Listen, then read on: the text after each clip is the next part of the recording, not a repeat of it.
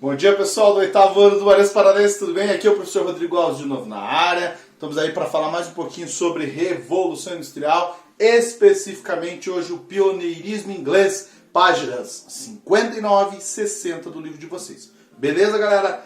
Então, como que a gente vai começar falando um pouquinho sobre isso, né? A Revolução Industrial, ela está no meio de um processo de várias revoluções que estão ocorrendo lá no século XVIII. Então a gente viu a independência dos Estados Unidos, a gente viu a Revolução Francesa, a gente viu principalmente a ideia do iluminismo, que é uma revolução no campo das ideias, né?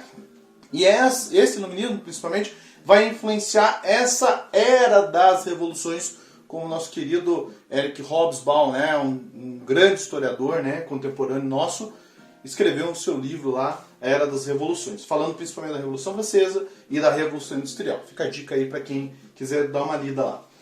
Beleza, então como que a gente pode começar a falar um pouquinho da Inglaterra, ou desse pioneirismo inglês? Eu diria que esse primeiro momento é um momento político e econômico da Inglaterra, no século XVII já. Né? Eu diria até que no XVI começa um processo anterior, a gente vai falar um pouquinho dele daqui a pouquinho, e que forma essa grande potência hegemônica lá no século XIX, que é a Inglaterra. Né? A Inglaterra se torna essa grande potência no século XIX.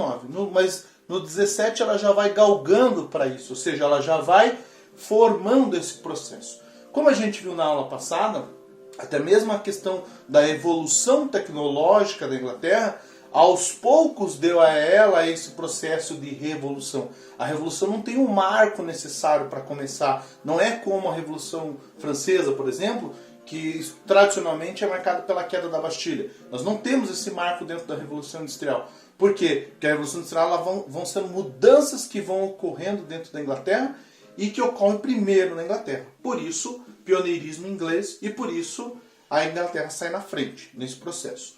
Muito bem.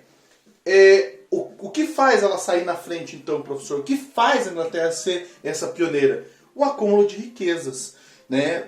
O principal motivo, ou o primeiro motivo, eu diria, é o acúmulo de riquezas, com o comércio, com pirataria, que era um meio ilícito, eu já vou falar dele, o tráfico de escravos, que nessa época era permitido, e a exploração de algumas colônias. Tudo isso fez com que a Inglaterra tivesse uma acumulação primitiva do capital. O que é essa acumulação primitiva, professor?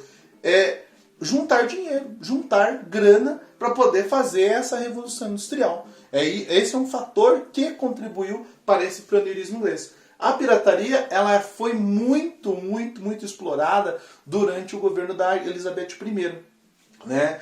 Lá no século XVII. Talvez isso fez da Inglaterra uma grande nação com grande quantidade de grana por conta dessa pirataria. A pirataria foi algo bastante explorado, né, durante principalmente o governo da Elizabeth I. Muito bem, a gente vai ter também a questão da Marinha Inglesa.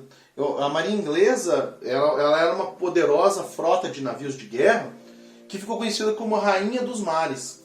Em 1588, no século XVI ainda, a Inglaterra consegue vencer a Invencível Armada, que é uma frota de navios espanhóis extremamente forte. A gente pensa numa marinha mesmo, que era o bicho da goiaba. A Inglaterra conseguiu construir navios mais leves, mais fáceis de manobrar, e conseguiu vencer essa Invencível Armada. Olha que interessante esse processo. E aí, a partir disso, gente, só alavancou, só despontou como a maior marinha e, de fato, dominou o comércio graças a essa marinha dela no processo. Então, o primeiro motivo, econômico, tá? Que fez já desde o século XVII, e finalzinho do XVI, 1588, a Inglaterra se tornar essa grande potência aí, econômica marítima. Tá? Muito bem, nós tínhamos também, né, dentre os fatores para que a Inglaterra fosse pioneira no processo industrial do século XVIII, um ambiente político e social favorável. Eu gosto de começar pelo religioso, para depois chegar no político, mas a gente viu isso aqui no ano passado e falamos um pouquinho no começo do ano sobre a Revolução Gloriosa também, tá? A questão da Reforma Protestante levou um grupo de calvinistas, né, que ficaram conhecidos como puritanos dentro da Inglaterra, não sei se vocês lembram disso do ano passado, eu mesmo dei aula para vocês sobre isso. E esse grupo de calvinistas é muito interessante, porque eles não condenavam o lucro, pelo contrário, eles diziam que era bênçãos de Deus se você tivesse uma vida honesta, voltada para o trabalho e uma vida de oração. Então, o lucro que era condenado pela Igreja Católica, na Igreja Puritana, não era mal vista. E isso trouxe uma grande quantidade de burgueses, a gente vai falar dele agora, que acabam adaptando essa religião calvinista. Então, a religião foi muito importante, mas eu diria que a religião aliada à questão política. E essa questão política, pessoal, vem com a Revolução Gloriosa de 1688, quando a Inglaterra se torna a primeira monarquia parlamentar da história. Então ela se torna um Estado liberal no século XVII, né, no finalzinho do XVII, um Estado liberal e com ideias extremamente modernas, né, políticas, e que vai favorecer principalmente esse grupo político aí chamado burguesia, que também começa a participar desse parlamento, o que é bem interessante para esse processo da Revolução Industrial. Muito bem, então, como eu falei, a burguesia, ela tinha grana, bufunfa, né, money, din-din, verdinhas, faz medir, como vocês querem chamar, e tinha o dinheiro, então, suficiente para construir fábricas, para comprar matéria-prima, para ter as máquinas, para contratar os empregados. E ela, além disso, tinha participação política. Ela participava do parlamento, ela fazia parte das decisões políticas e, obviamente, essas decisões favoreciam a ela. Tá? Muito bem. Nós tínhamos também um mercado consumidor inglês e fora da Inglaterra também, que favoreceu, né, esse pioneirismo, principalmente com a compra de tecidos. O tecido foi o principal produto nesse momento, gente, para desenvolver, digamos assim, essa industrialização dentro da Inglaterra. Ah, tanto que a gente vai ver depois as máquinas lá, as primeiras máquinas eram máquinas de fiar, máquinas de tecelagem, enfim. O tecido foi muito importante para esse processo e fez com que a Inglaterra tivesse um grande mercado consumidor e, obviamente, favoreceu também esse grupo da burguesia que investiu muito nesse momento. Então, continuando, a gente tem também a grande quantidade de mão de obra disponível. Esse também é um fator para o pioneirismo inglês. E essa grande quantidade de mão de obra disponível vem por conta de uma série de questões políticas mesmo, envolvendo a questão dos cercamentos. Eram os famosos Enclosure Acts. O que eram esses Enclosure Acts, professor? Na realidade, era uma série de leis que favoreciam o cercamento das terras. O que é cercamento? E para que fazer cercamento, professor?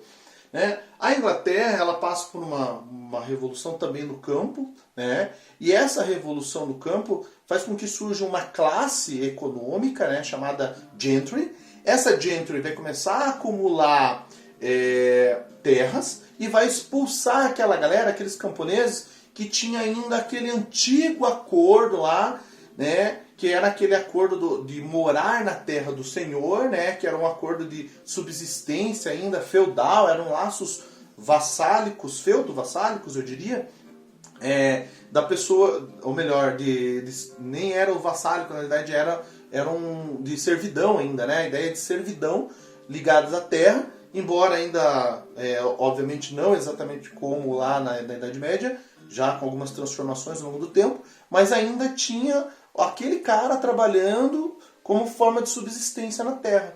A terra agora passa por uma modernização, nós vamos ter a figura do Jethro Tull, né? O Jethro Tull é um agricultor que acabou se tornando um grande agrônomo, né? E vai, não é aquela banda de rock, tá, inglesa, também tem esse nome, mas esse agricultor ele começa a dar uma modernização para o campo também, com técnicas novas de uma agricultura voltada para o capitalismo, né? Para o comércio, para o excedente, para vender esse excedente. E também, junto com esse processo de cercamento, nós vamos ter a grande quantidade de criação de ovelhas. Não é à toa que nós vamos ter a fala do Thomas Moros, no seu livro Utopia, que talvez vocês lembrem isso do ano passado também, no Renascimento lá, o Thomas Moros ele diz o seguinte: a Inglaterra é um estranho país onde as ovelhas devoram os homens. Por quê? Porque essa mão de obra começa a sair do campo e ir para a cidade, vai ser expulsa por essa classe ali chamada gentry, e que começam a acumular essas terras, e essas terras vão ser voltadas especificamente para a industrialização. Ou para vender um produto de forma capitalista, ou para produzir ovelhas, né? Por isso as ovelhas que devoram homens, que acabavam expulsando esse homem da terra. Então, a gente vai ter, voltando só um pouquinho aqui, a gente vai ter um exército de reserva, ou seja, uma grande quantidade de pessoas disponíveis lá nas cidades para aquela fábrica, né, que vai estar surgindo agora. Tá? Então, esse é um dos fatores também. Por fim, nós vamos ter o fator, eu diria, essencial para o funcionamento da indústria, que é a fonte de energia. A matriz energética aqui é o carvão mineral. É ele que vai movimentar as máquinas, é ele que vai pôr a indústria para funcionar. Já vou fazer um spoiler aqui, a indústria vai ser a vapor. Então, o carvão mineral utilizado para essa fonte, para essa produção industrial agora, principalmente o vapor, né, a máquina a vapor, ele vai ser primordial nesse processo. Ele vai movimentar as máquinas, as locomotivas a vapor, e era encontrada em grande quantidade no subsolo inglês. Também tínhamos a matéria-prima principal, que era o minério de ferro, que era utilizado para fazer as máquinas e que era utilizado justamente para tudo que a gente puder ter agora de revolução tecnológica, né? Principalmente as máquinas, né? Elas vão ser importantes, ela vai ser a base, né, da produção desses objetos, enfim, ou dessas máquinas para a Revolução Industrial. Então, o carvão mineral, que era encontrado no subsolo, e o ferro também, né, o minério de ferro, foram importantíssimos para esse processo também. Fechou, galera? Então, só recapitulando rapidinho, nós temos a questão principalmente comercial, do acúmulo de capitais que a Inglaterra teve. Nós vimos também a questão, a gente vê a questão política e a questão religiosa, né, a questão dos calvinistas e a questão do parlamento inglês. Nós vimos a questão dos cercamentos, que é importantíssima nesse processo, e nós vimos as fontes de energia, a fonte de energia que é o carvão mineral e o ferro, que é a principal matéria-prima.